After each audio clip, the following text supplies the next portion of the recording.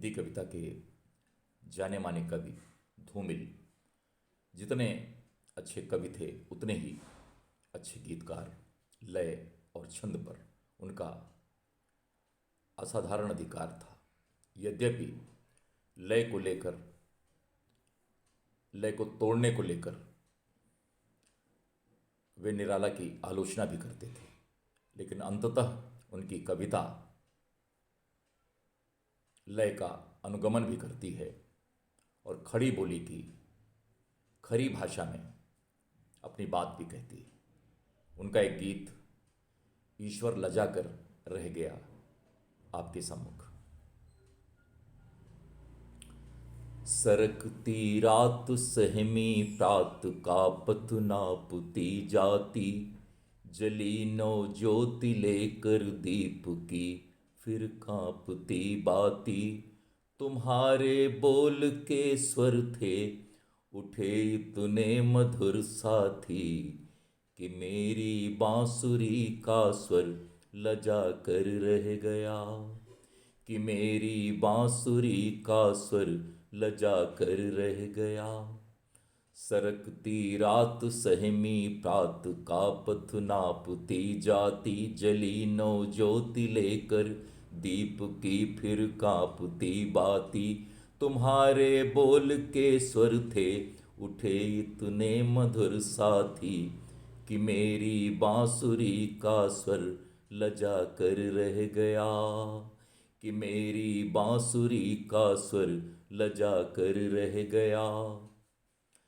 बिछा था सामने मेरे तुम्हारा जो फटा आंचल, बिछा था सामने मेरे तुम्हारा जो फटा आंचल।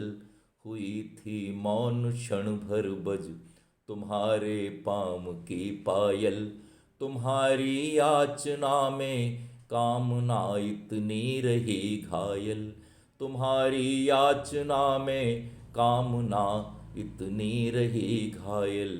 कि मेरे देवता का वर लजा कर रह गया, कि मेरे देवता का वर लजा कर रह गया।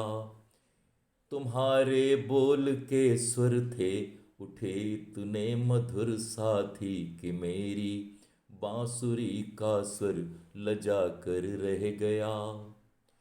तुम्हारी साधना के थे पड़े इतने यहाँ फेरे, तुम्हारे दैन्य के इतने यहाँ पर थे गड़े डेरे।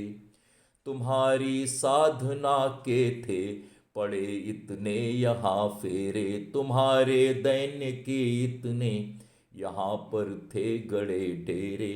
झुका विश्वास इतनी बार आगे पाँव के मेरे, कि मेरे मान का ईश्वर लजा कर रह गया।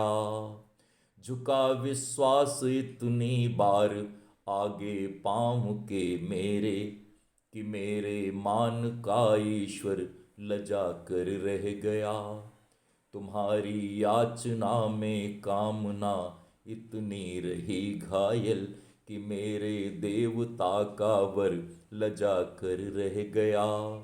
तुम्हारे बोल के स्वर थे उठे इतने मधुर साथी, कि मेरी बांसुरी का स्वर लजा कर रह गया, लजा कर रह गया।